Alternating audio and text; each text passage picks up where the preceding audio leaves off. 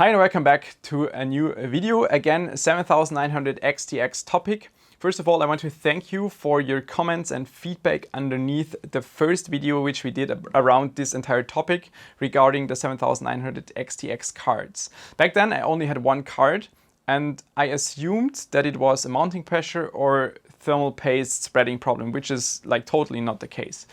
It took me 1 week to find the problem, but I want to thank you for all the comments, which kind of motivated me to dig deeper into the entire topic. But let's get to this step by step.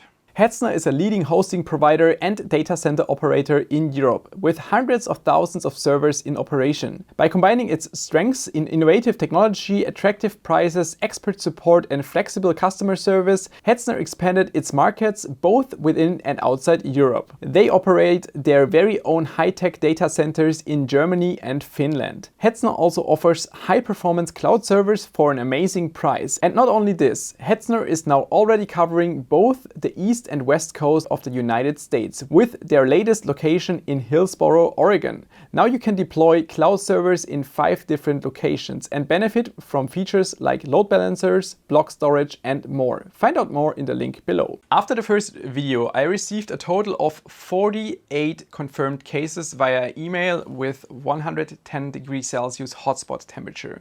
29 out of them were horizontally mounted and 19 of them were vertically mounted. And already then I thought it can't be that simple, that it's just the cooler that's maybe hanging off the card and due to gravity pulling on it and is causing bad mounting contact. It kind of didn't feel right. Then I sorted these issues because a lot of them offered me to send the card to me for testing, and then I just asked all of the different scenarios which the cards were used in, and I actually bought 4 of these cards from these viewers, and one of them was just normally horizontally mounted in the case, one was vertically mounted in the case, one was doing vertical mount on a test bench, and the other one was, for example, also using a fractal design, so it was like a positive angle on the card. So 4 different scenarios, but all 4 cards had the same issue. And yeah, because I probably was going to do modifications on the card, that's why I sent them cards in return. So 2 of them got RTX 4080 cards in return, 1 got a power color card, which is not an NBA design, and the 4th one will get a water cooler mounted once it's available on the card. But overall, it already seemed quite odd that 4 cards, completely different scenarios, all of them have exactly the same problem. I then marked all of these cards with different labels. So this is card C, for example, and this is card D. So I just don't mix them up. Then I will know which card came from which scenario. And during the testing, I always know which card was doing which kind of temperature in which scenario. First, I kind of wanted to make sure that it cannot be a software issue, and that's why I tested all 4 cards first, open test bench, vertical, exactly the same way I did it in the previous video, and I used Furmark as test for 10 minutes and then also Remnant from the Ashes as a normal gaming test also for 10 minutes. In the first chart you can see Remnant from the Ashes and the GPU and GPU hotspot temperature of cards A to D. In addition, the ASRock card, which is a non-MBA design. Cards A, B and C are in a GPU temperature area of 65 to 70 degrees Celsius and the hotspot is between 85 and 90 degrees Celsius. It will be a little bit easier to digest if we now look at the delta between GPU and GPU hotspot. Cards A, B and C have about the same delta of 16 to 19 Kelvin. And because a lot of people were complaining in the previous video about the Kelvin and degrees Celsius temperatures, it is common in scientific papers that if you have 2 temperature values and they might use degrees Celsius, the delta is usually given or taken in Kelvin. That is also written down in, I actually looked this up for you, in DIN 1345. And it's recommended to use a delta in Kelvin. So for those who were complaining, it is a normal scientific thing to use Kelvin as a delta of temperatures. And back to the chart and looking at card D, and you can see that it's definitely a bit different to cards A, B and C, because the delta is definitely higher with 35 Kelvin. Now for comparison, also the ASRock card, which is a non-MBA design, so it's a custom card. But it's also important to know that the ASRock card, which has a delta of 25 Kelvin, has a higher power consumption of about 390 watt because it's using a higher power target. And thus it's also normal and expected that the delta of the ASRock card will be higher. But now we know that software cannot be the cause of the issue, because if we look at Furmark, which I also did as additional testing, the results were pretty much exactly the same. Furmark has a kind of different loads, so a bit lower clocks and also a bit lower temperatures, but overall the charts look identical. A, B and C GPU temperatures are between 60 and 70 degrees Celsius and hotspot at about 80 degrees Celsius. Only again, card D has a lot higher hotspot temperature with about 97 degrees Celsius. This is about the same delta as what we saw in the gaming tests. So now we know software was not our problem, and that's why I decided to only continue using the gaming test for the future, just to make it a little bit easier for me and save time. Following the comments underneath the previous video, a lot were suggesting that the mounting direction was one part of the issue. So the first testing which you just saw was vertical mount, but most of you suggested that horizontal mount is a much bigger problem. So I thought, okay, let's just build like a test system with the Corsair 5000T, which I already had sitting here on the table, but then I figured out if I want to do like additional mounting directions or whatever, it's going to be quite complicated or annoying. So I took a riser cable or like this vertical mounting kit from AMD, and I converted it into a horizontal mounting kit. So I quickly went to Grizzly and built this thing to make it a bit easier for me, so we can actually do also horizontal mounting tests. And now we're looking at the testing results of horizontal mount. In the bottom area of the chart, you can see the GPU temperatures of all 4 cards, typically in the area of 60 to 70 degrees Celsius under load, and thus a pretty similar range as a vertical mount. But in the top part of the chart, you can see the hotspot temperatures. Card C and D, so the red and the yellow curve, are close to 100 degrees Celsius and are about 10 to 15 degrees higher than in vertical mount. Cards A and B, so the white and blue lines, will reach the hotspot temperature of 110 degrees Celsius and the limit within minutes. Changing to the temperature delta view, you can see this even more clearly.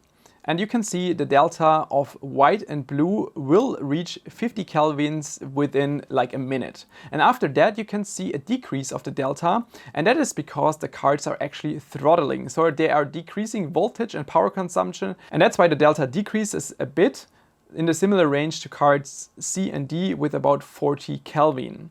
But compared overall to the vertical mount, this is increased by 10 to 20 Kelvin. So that's definitely a huge problem. And what I have to add to this is that in vertical mount, most of the cards were running somewhere at like 1700 RPM, 1800 RPM.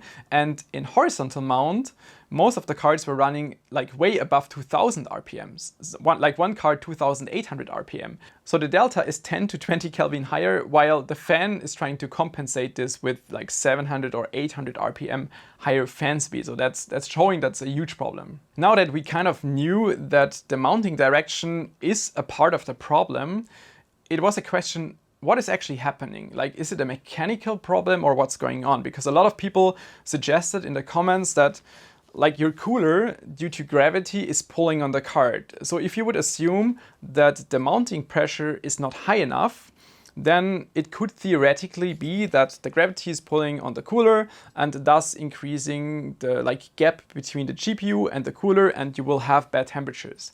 To eliminate this, I laser cut this little acrylic piece right here, which allows me to test a card horizontally, like placing the cooler directly on the acrylic stand.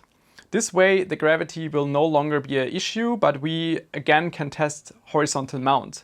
At the same time there will be no load on the part of the PCB of the connector and also on the I/O shield, because theoretically speaking, if your card is like horizontally mounted, there could be some tension on the PCB right here, which could also cause a bad cooler mount. So to eliminate all of these, I was using in the next step the acrylic stand for additional horizontal mount testing without or with eliminating the gravity as a factor. The results using the acrylic stand are very similar to the open horizontal mount. Even though that we know it's eliminating the factor of gravity pulling on the cooler, the result is still the same. And with the acrylic stand, there is also, as I said before, no tension on PCI Express slot or like I/O shield, and the cards are still downclocking and throttling. That is something I could easily observe using wire view, because you can see that the power consumption is about 70 to 80 watt lower than normal.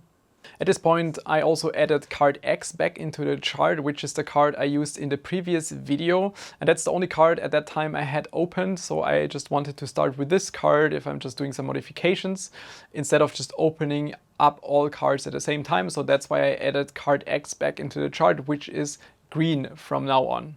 In the next step, I decided to look more closely at the cooler and how they made the entire mechanical design. The cooler mainly consists of two parts. The first one is the fin stack with the vapor chamber that is responsible for cooling both GPU and also the memory. So that's all dissipated over the vapor chamber.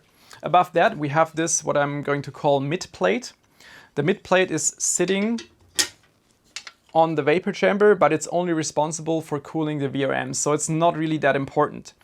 But on the other hand, mechanically it's important because most of the PCB is mounted to this, and also the cooler, like the fans from the backside.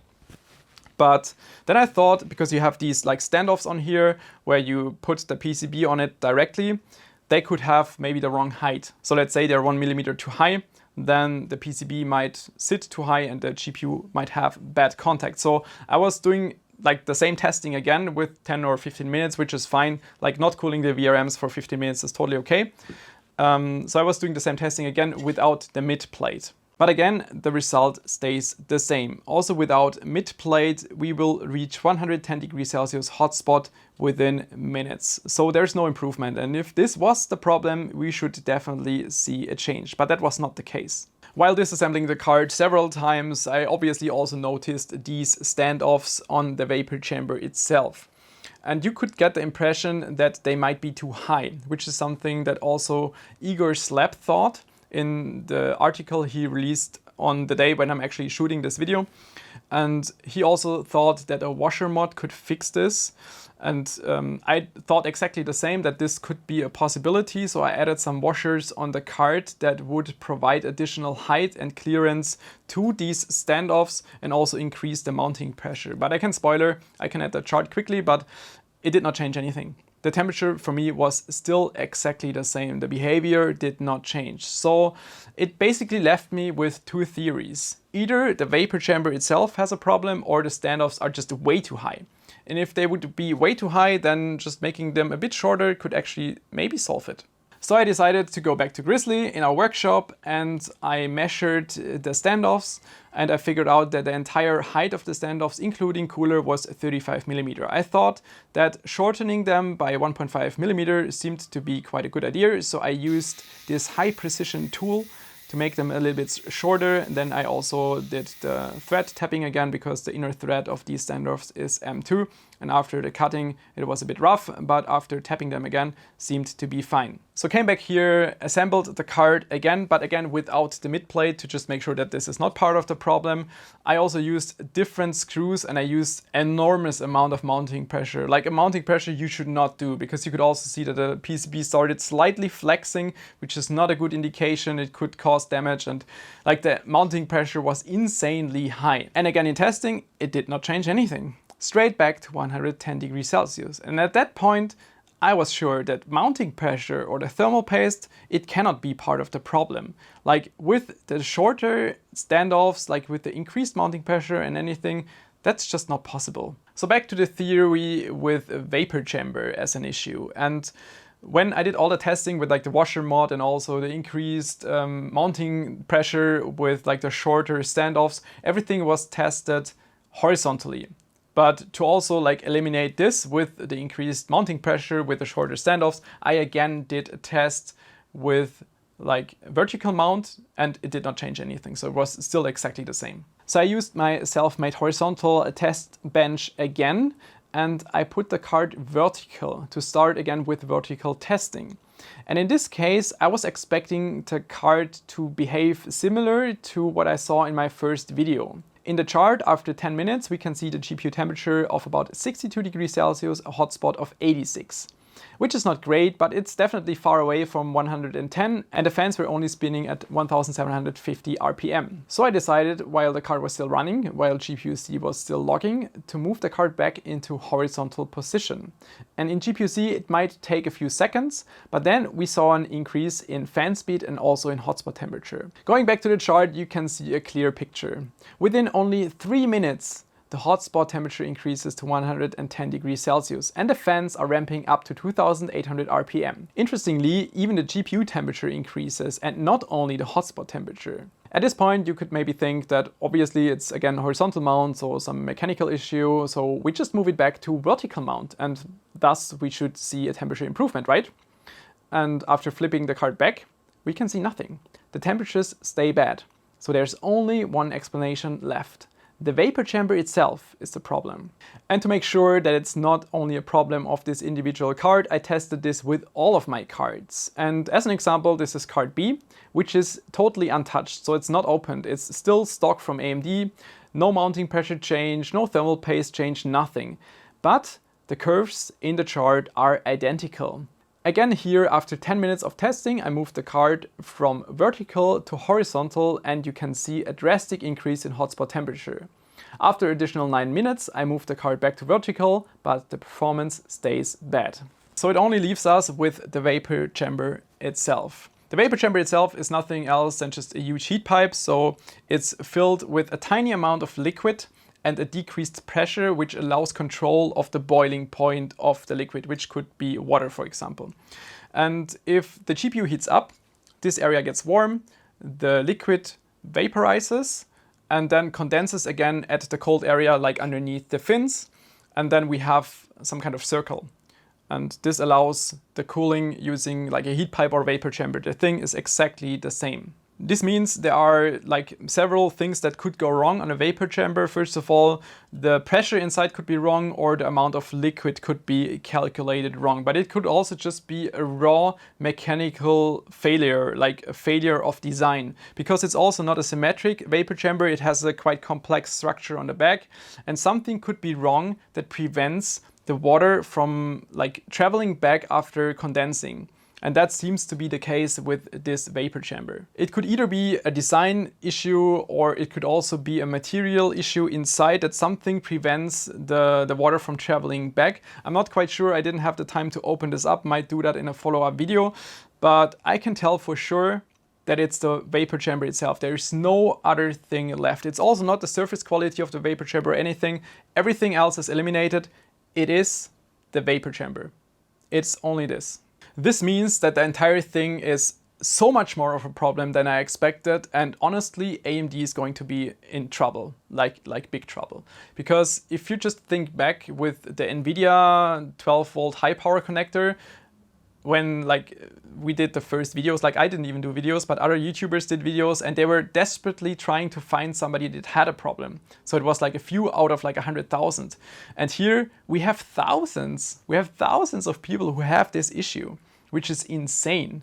And I'm not quite sure what the correct move would be, because waiting for the customers to do an RMA when there is like a possible design failure in the vapor chamber itself, it's probably not the right choice, and I guess they will have to recall the entire MBA cooler series.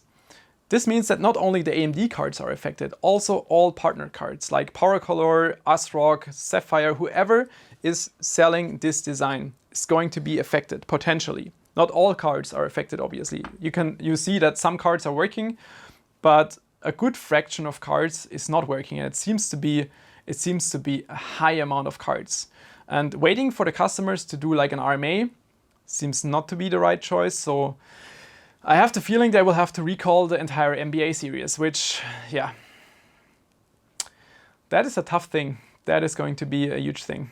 And also to sum this up, if you think about the NVIDIA thing they had, and then AMD was kind of mocking them with some marketing posts, sometimes might be a better idea as a company in this size to just stay quiet. And it's the same thing for NVIDIA now. You should not react to this because it's just very unprofessional. And then if things fall back to you in such a huge dimension, then would have been better not to say anything. And now I'm waiting for what AMD is going to do. Thanks for tuning in. See you next time. Bye-bye.